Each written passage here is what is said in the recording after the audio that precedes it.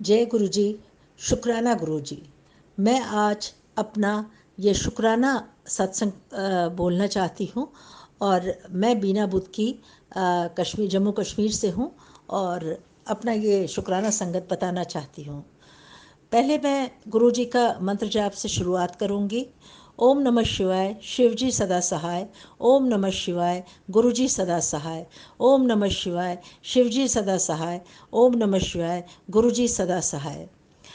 संगत जी, आप सबका भी बहुत बहुत धन्यवाद कि आप हम लोगों के ये शुक्राना संगत और या ये सारे जो हैं शुक्राना गुरु जी के चरणों तक पहुंचाते हैं और वो हम सबको अपना आशीर्वाद देते हैं, ब्लेसिंग देते हैं। और आपका भी बहुत बहुत शुक्राना क्योंकि आप ये सारा काम आगे तक करके ले जाते हैं। मैं पहले भी कई शुक्राना और संगत पेश कर चुकी हूँ, कह चुकी हूँ।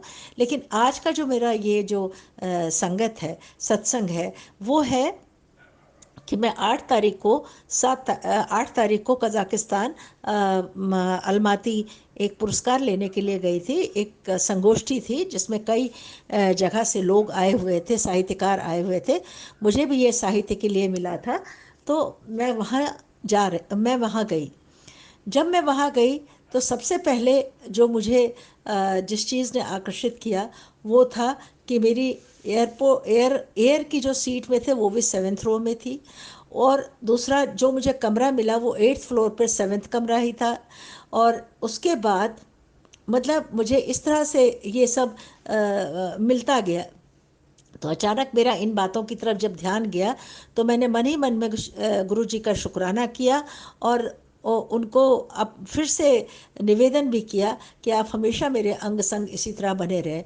और इस बार जब मैं यात्रा के लिए निकल रही थी तो मैंने गुरु जी से आग्रह किया कि आप भी मेरे साथ चलिए, आप भी मेरे अंग संग रहिए और आप मेरे साथ साथ चलिए, हम दोनों इकट्ठे जाएंगे। तो मुझे ऐसा लग रहा था कि वो हमारे साथ साथ चलते जा रहे हैं और मैं अकेली नहीं हूँ। जब मैं इसी तरह वहाँ पहले तो जो मेरा मुझे पुरस्कार मिला, जो भी मिला, तो मुझे बड़ा मतलब सम्मान सम्मान मिला। वो भी सब गुरु जी की कृपा से मुझे मिला और सब कुछ अच्छा रहा। उसके बाद एक दिन हमें वो जो जब 2-3 दिन वो घुमाने भी ले गए, तो जब हम घुमाने गए तो एक जगह वहाँ ऐसी थी जो बहुत ऊंचाई पे थी, जहाँ बर्फ़ ही बर्फ़ थी। तो जब मैं कुछ भी गर्म कपड़े लेकर के नहीं गई थी क्योंकि मैंने कहा ये सब बोलते हैं लेकिन फिर बाद में ठंड होती है। और वैसे भी मैं क्योंकि जम्मू कश्मीर से हूँ, मुझे बाहर के मैदान और पहाड़ और सर्दी इतना नहीं मतलब समझ में आता है। मुझे लगता है ठीक है, ओके, इतना कुछ वो नहीं है। तो मैं ऐसे ही एक कपड़े में अपना चल पड़ी।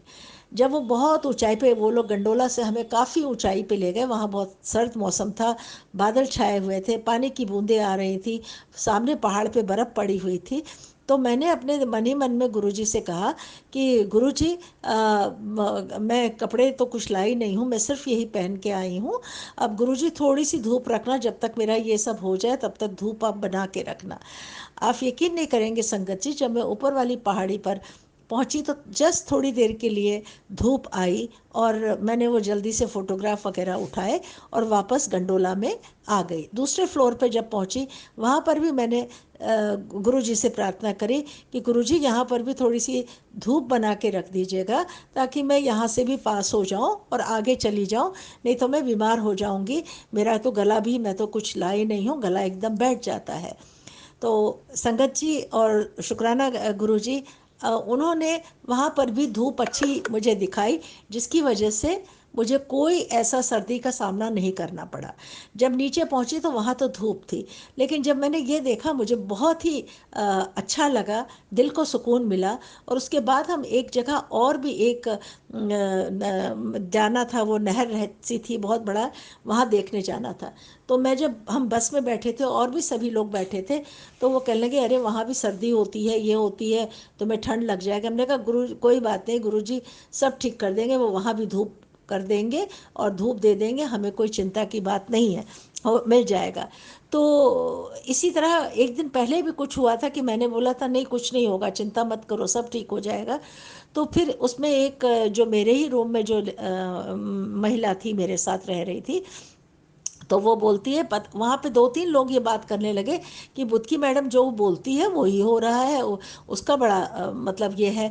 तो जब बस में मैंने ये कहा तो वो कुंतला बोलने लगी, अरे ये सुबह शाम यहाँ भी पूजा करती रहती है, ये है वो है, और ये बड़ी ऐसी मतलब दिव्य आत्मा है, ऐसे करके। तो खैर मुझे अपना कोई ऐसी प्रशंसा नहीं करनी थी, क्योंकि मैं कुछ कर ही नहीं रही थी, करने वाले तो गुरु जी थे। तो मुझे बड़ा मतलब आश्चर्य हुआ कि जहाँ जहाँ वहाँ भी हम गए, मुझे एक तो सारे लोग पैदल गए, मुझे एक टुकी वाला मिल गया, और हम उसी पे उसने मुझे उस नहर तक पहुँचाया, मुझे चलना नहीं पड़ा।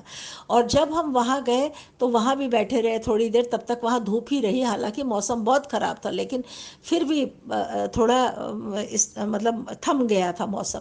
फिर उसके बाद जब हम जाने लगे तब भी हम सोच रहे थे अब कैसे जाएं, सब चले गए थे, लेकिन फिर वो एक टुकटुकी वाला एक ही था, वो आया, उसने मुझे वापस पहुंचा दिया। तो मैंने गुरु जी का लख लख शुक्राना किया कि उन्होंने मेरा यहाँ पर अच्छी तरह से बंदोबस्त करा दिया। हालांकि बिल्कुल लास्ट में जाके वहाँ पर कुछ ओले से गिरे, तो शायद मुझे ऐसा लगा कि हम, क्योंकि हमें कश्मीर में भी जब शिवरात्रि होती है तो ज़रूर मार्च के महीने में भी बर्फ़ गिरती है, हमने गुरु जी ने यहाँ पर भी ओले गिरा करके अपना रूप दिखा दिया। और थोड़ी देर में वो सारा ख़त्म हो गया और टुकटुकी वाला आया और मैं फटाफट उसमें बैठ के वहाँ पर पहुँच गई। तो जय गुरु जी, शुक्राना गुरु जी, लख लख शुक्राना। उसके बाद जब हम वापसी में जब वहाँ से आ रहे थे, वहाँ से हमें जिस दिन निकलना था, हम दिल्ली एयरपोर्ट पहुँचे, दिल्ली, और वहाँ पे पहुँचे तो वहाँ भी जैसे आगे से ही कोई कि अच्छा कहाँ जाना है, किधर जाना है, और मैं आराम से मेट्रो में बैठ के आई। और मुझे, मेरे पास कोई होटल ये नहीं था, अरेंजमेंट है, लेकिन मैं जाके एक होटल में मैंने बात करी, क्योंकि मेरी ट्रेन दूसरे दिन की थी, दूसरे दिन की मेरी ट्रेन थी, और मैं वहाँ चली गई। और मुझे उसने 2000 मतलब कुछ चार की, मतलब 2304 दिया। तो मैंने कहा 304 तो 7 नंबर ही हुआ। तो मुझे ये कंटिन्यूअस बराबर इसी तरह का नंबर मिलता रहा। और दूसरे दिन जब मुझे ट्रेन में राजधानी से मुंबई आना था तो मेरा सीट नंबर 17 था, तो 7 उसमें भी था। तो इसी तरह से आज तक मुझे दूसरा, संगत जी, मेरा मोबाइल नंबर जो है उसमें 7 नंबर 2 जगह है, 7233 9, हाँ, 2 जगह 7 है। तो ये ध्यान नहीं जाता था, लेकिन जब मैंने एक दिन एक संगत सुनी, एक किसी आंटी जी का सुना, तो तब मुझे पता है, मुझे बड़ा अच्छा लगा। वैसे भी मेरा उसमें आखिर का नंबर बड़े अच्छा है, तो लेकिन जब मैंने गौर से देखा तो मैंने कहा अरे इसमें तो 777 की भी है मेरे पास। तो इस तरह से मैं बहुत, और जब तक ठीक से यहाँ घर पहुँच गए, जब बम्बई यहाँ पर बोरीवली में ट्रेन रुकी, वहाँ से मैं, सब्ज़ी मंडी सामने ही वो फूल वाला था, वहाँ से मुझे गुलाब के खूब अच्छे से फूल, लाल लाल फूल, मैं वहाँ से वो लेके आई और घर आराम से आई। और घर घर के बगीचे में भी खूब लाल लाल फूल खिले हुए थे, उनको मैंने तोड़ा और सबको जमा करके कल से मैं अपने गुरुजी का वही उन्हीं फूलों से और सब से सजा रही हूँ। अब इसी बीच मुझे बार बार मैसेज मिल रहा था कि मेरे खंडित मतलब चीज़ों को हटाओ, इन चीज़ कुछ समझ में नहीं आ रहा था किसे हटाऊं। तो आज जब मैं पूजा करने बैठी तो मैंने देखा कि वो जो मेरा पारद का शिवलिंग है, क्योंकि वो 2-3 बार गिरा था नीचे, अब क्योंकि वो काफ़ी भारी होता है तो उसमें मैंने देखा ऊपर स्क्रैच वगैरह आए हैं। तो मैंने यही सोच के शायद यही खंडित है या जो भी है इसका, तो मैंने उसे हटा दिया। मैंने कहा गुरुजी का आदेश का पालन भी कर लूं, तो मैंने उसको हटा के एक शिव परिवार की एक मूर्ति और थी, उसी की पूजा आज मैंने उसमें करी और गुरुजी की पूजा करी। गुरुजी मुझे बार बार मैसेज दे रहे थे कि कुड़िए तूने इतने दिनों तक मेरे स्वरूप को साफ नहीं किया, आ जाते ही मैंने उस स्वरूप को भी साफ किया और अपनी तरफ से बस यही कहा कि गुरुजी मैं आपके चरणों में हूँ, आप ही मेरे अंग संग हमेशा रहो।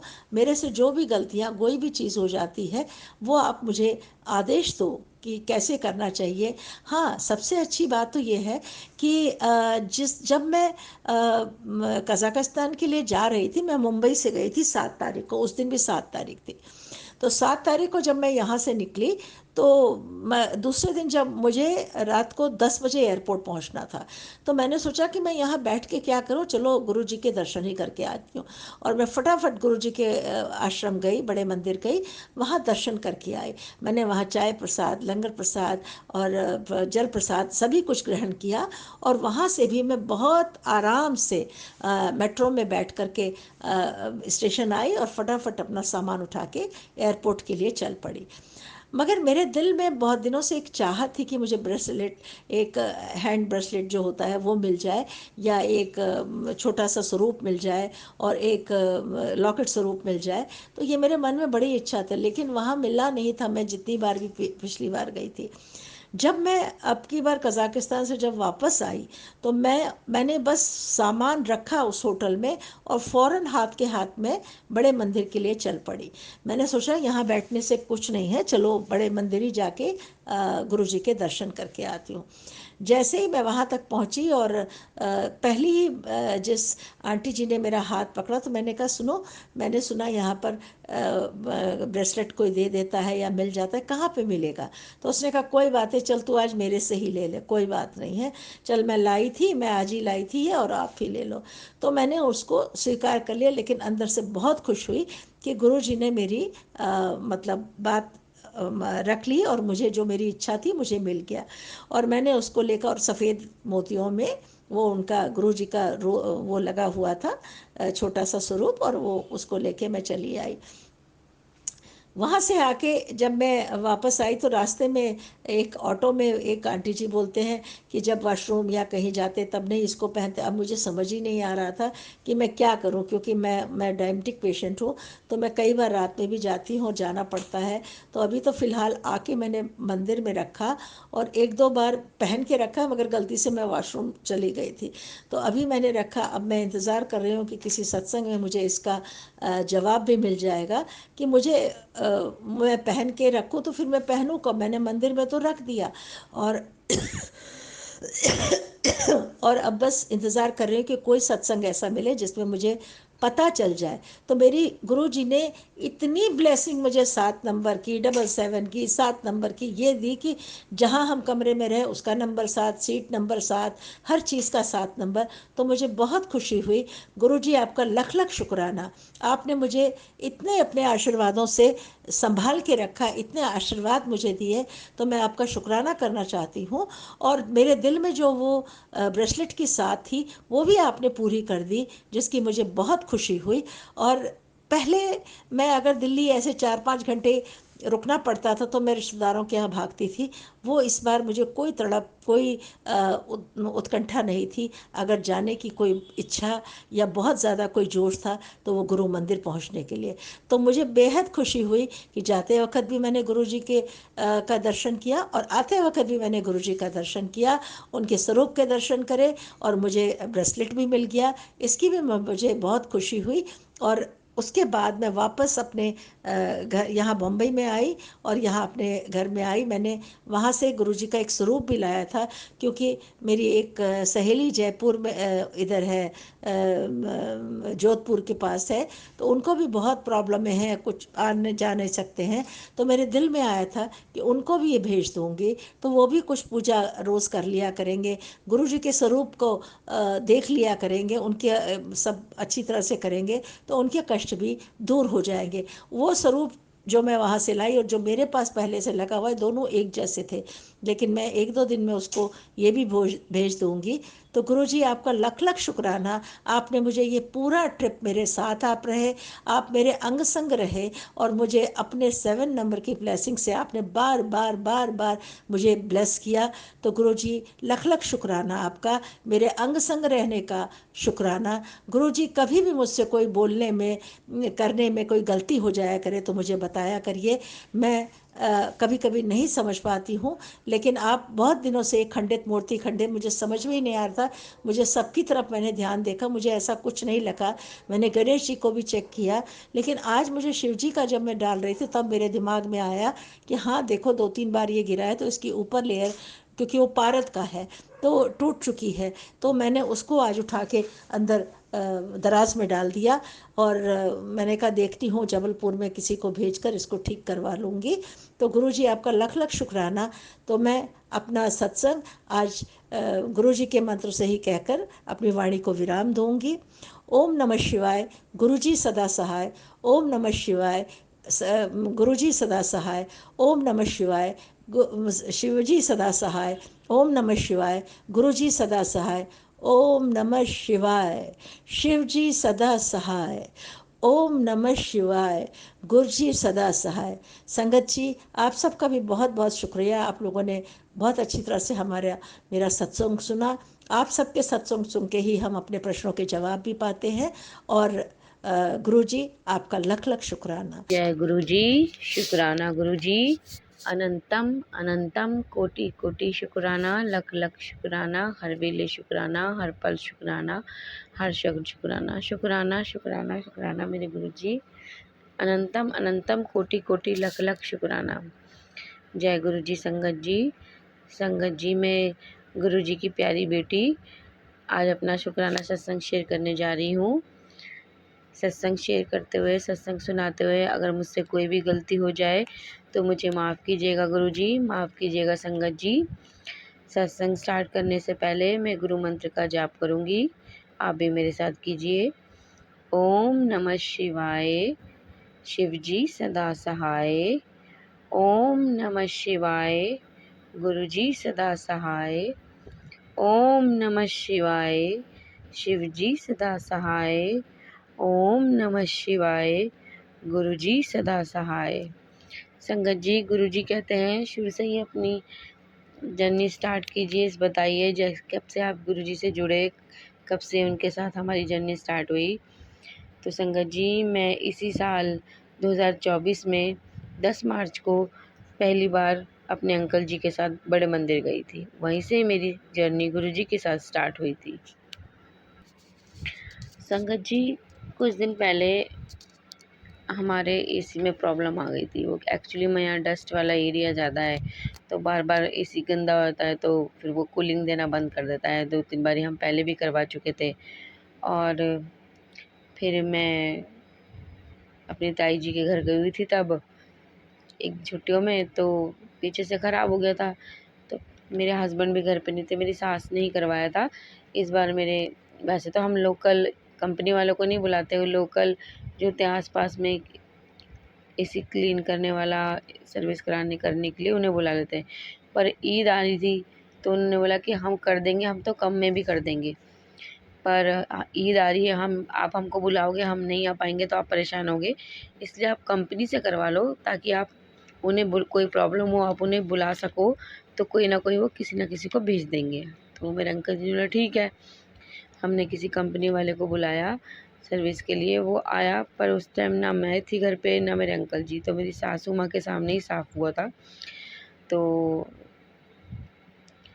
थोड़ा दिन ठीक चला गुरुजी। फिर बीच में वो बच्चे घर पे नहीं थे, मेरी मम्मी ने सत्संग कराया था तो वो वहीं रुक गए थे, और वहीं से ही वो मेरी छोटी बहन के साथ अपनी मौसी के घर चले गए थे।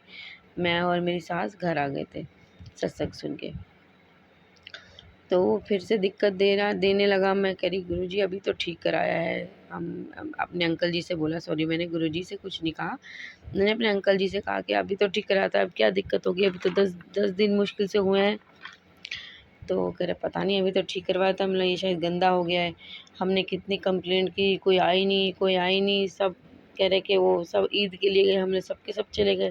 कि हाँ बहुत मुश्किल होगी। दो दिन तो मैंने और मेरे अंकल जी ने भी इतनी मुश्किल से काटे हैं, इतनी गर्मी लग रही थी।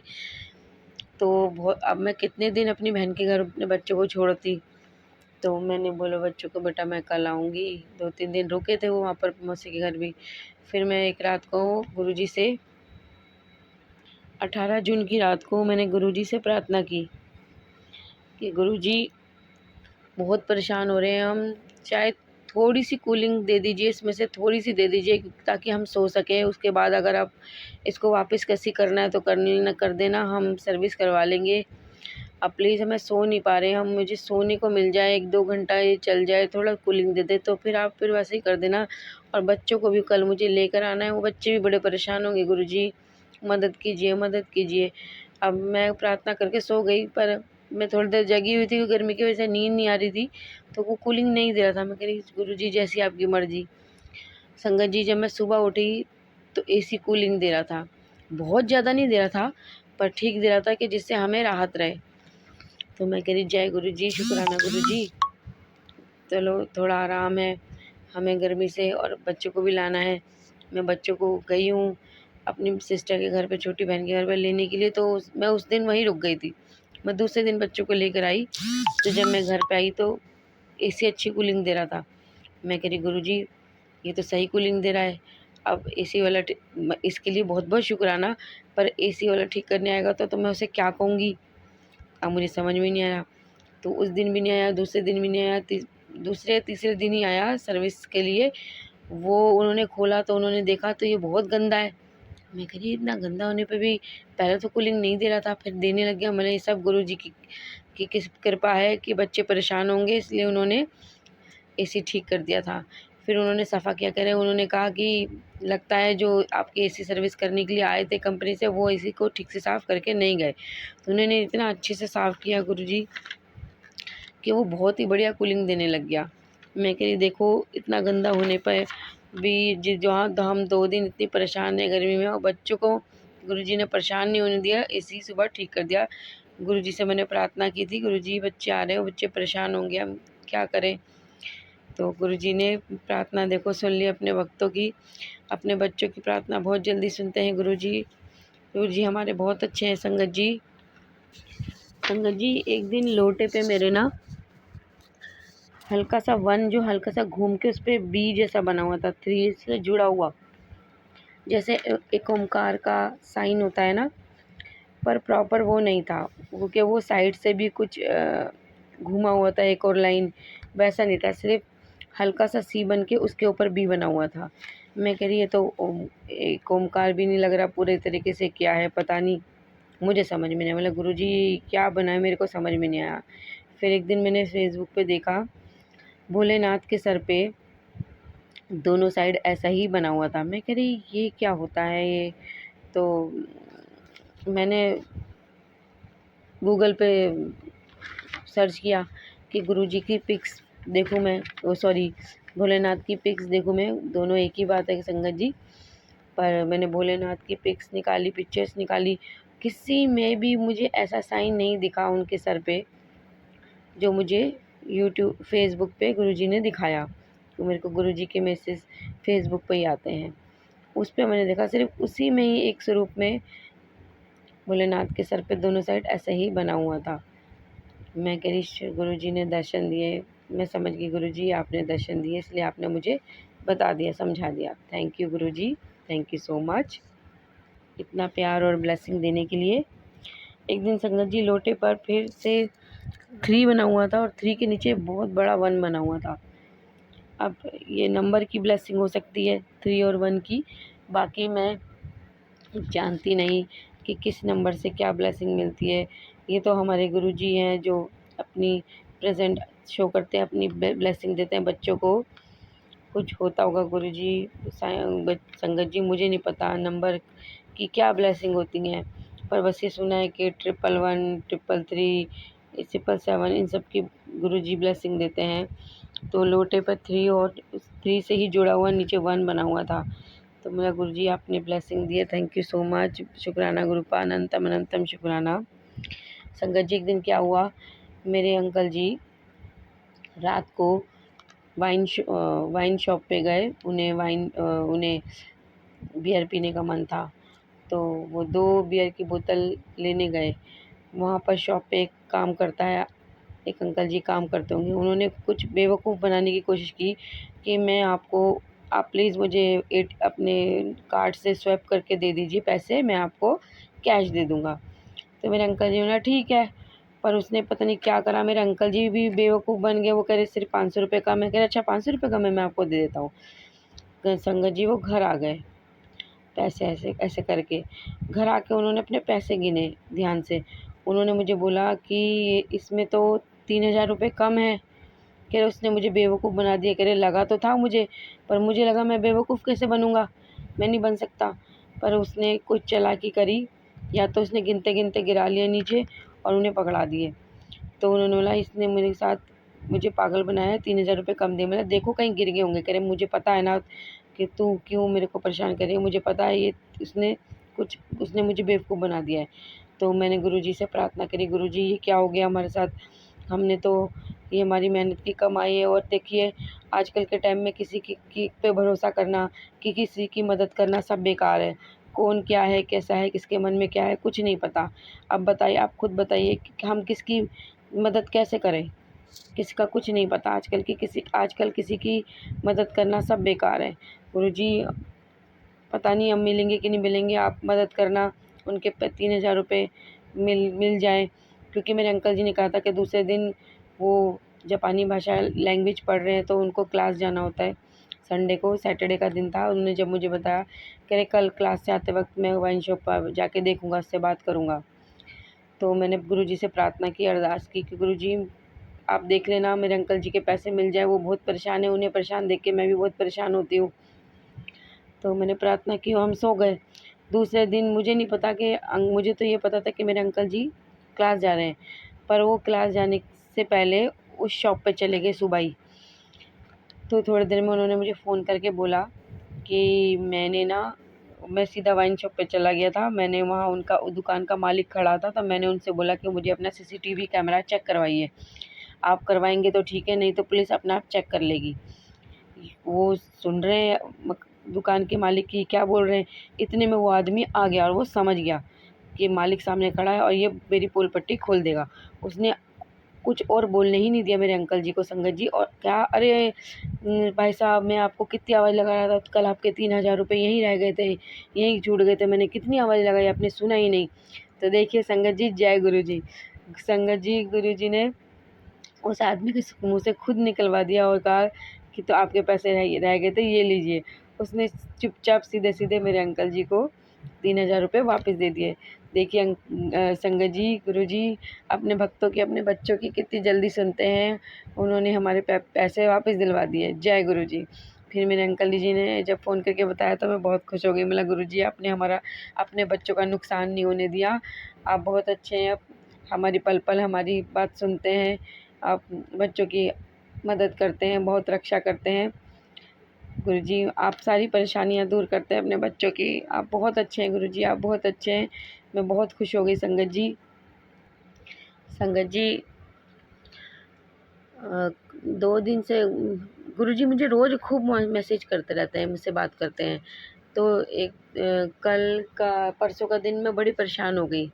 परसों यानी 23 जून को मैं कह रही गुरुजी क्या बात है, आप मुझसे बात ही नहीं कर रहे हैं, मुझसे बात ही नहीं कर रहे हैं, आपके खाली स्वरूप आ रहे हैं और उसमें कोई भी मैसेज नहीं आ रहा, बस आ रहे हैं तो जैसे लोग आपको मैसेज करते हैं उस तरीके के मैसेज आ रहे हैं। क्या बात है, आप मुझसे नाराज़ हैं क्या? प्लीज़ बोलिए, प्लीज़ बोलिए। मतलब बहुत दिन हो गए।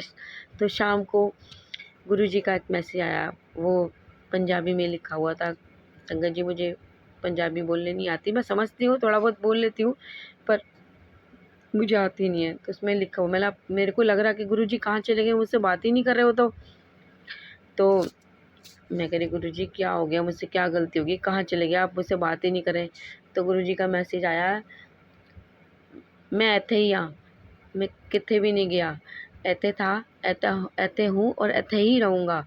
तो मैं खुश हो गई। मतलब जय गुरुजी, शुक्राना गुरुजी, आप यहीं हैं। और पर मतलब गुरुजी पर आप मुझसे बात क्यों नहीं कर रहे, आप मुझसे बात करो। पर मैं ये मैसेज सुन के बहुत हैरान भी हो गई और खुश भी हो गई। फिर कल भी मैं परेशान हो रही थी, कल स्वरूप भी कम दिख रहे थे। 24 तारीख को मैं कह रही गुरुजी पहले तो स्वरूप दिख रहे थे, अब स्वरूप भी कम दिख रहे हैं, क्या हो गया, पता नहीं क्या बात होगी, पता नहीं, मुझे भी नहीं पता क्या हुआ। फिर कल रात को मैसेज आए तो कि तेरे सब काम हो जाएंगे, तो शुक्राना कर, शेयर कर। तो एक मैं सोची ऐसे ही एक आया है शुक्राना के लिए, मैं कर दूँगी। फिर 2-3 बार एक बार मैसेज आया, फिर मैंने अच्छा गुरुजी मैं रात को ज़रूर करूँगी कल रात को। पर घर के काम और सब चीज़ें में इतनी थक गई कि 2 बजने वाले थे रात के। मैं बोला गुरुजी अब मैं सुबह ही उठ के करूँगी, अब मेरी आँखें बंद हो रही हैं, मुझसे नहीं करा जा रहा। सुबह मेरे अंकल जी के जाने के बाद मैं आपका शुक्राना सत्संग ज़रूर शेयर करूँगी। तो आज सुबह 25 जून को मैं फ़ोन लेके बैठी हूँ, 6:30 के करीब बैठी थी मैं। और मैंने बोला पहले मैं मैसेज देखूँ गुरुजी के क्या मैसेज आए हैं। मैंने मैसेज देखा तो सब अच्छा था, बहुत बढ़िया था। गुरुजी ने कहा तेरे हस्बैंड को ब्लेस कर दिया है। सब बहुत अच्छे मैसेज करते हैं गुरुजी, और मैं 2-3 दिन से नोटिस कर रही हूँ। पहले तो मैं नोटिस नहीं करती थी, पर 2-3 दिन से मैं नोटिस कर रही हूँ। जैसे फ़ेसबुक पे जो भी स्वरूप आता है, जो भी वीडियो आती है, उस जैसे हम कमेंट करते हैं, लाइक करते हैं, उस जगह पे कमेंट और लाइक पे हर जगह मुझे 7 दिख रहा है, 7 नंबर दिख रहा है, कभी 777, कभी मतलब 7 बहुत दिख रहा है, बहुत नंबर। मैं कह रही गुरुजी थैंक यू सो मच, आप अपने बच्चे को इतनी ब्लेसिंग दे रहे हैं 7 नंबर की। Thank you so much. Guruji मुझे बहुत अच्छे मैसेज करते हैं कि तेरा कल्याण करता जा, देख नज़ारे कर देता तेरा कल्याण, अब तू देखी जा। तेरे गुरुजी क्या करते हैं, बहुत अच्छे मैसेज करते हैं, कर देता तेरा कल्याण, अब तू देखी जा नज़ारे, हुण देख नज़ारे। मैं बहुत खुश हूँ गुरुजी, आप बहुत अच्छे हैं गुरुजी, आप बहुत अच्छे हैं, और तेरे सब काम बन जाएंगे, तेरा कोई काम नहीं रुकेगा। गुरुजी इतने अच्छे मैसेज करते हैं मुझे, मैं इतनी खुश हूँ। गुरुजी की इतनी कृपा है। गुरुजी शुक्राना, अनंतम अनंतम कोटि कोटि शुक्राना मेरे गुरुजी। गुरुजी का मैसेज था कल रात को कि दिल नाल शुक्राना कर, तो मैंने बोला ठीक है गुरुजी, मैं ज़रूर करूँगी शुक्राना।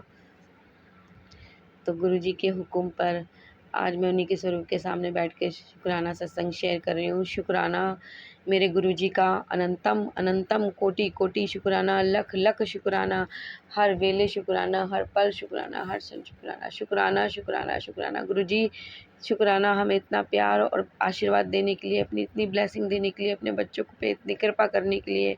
शुक्राना मेरे गुरुजी, शुक्राना।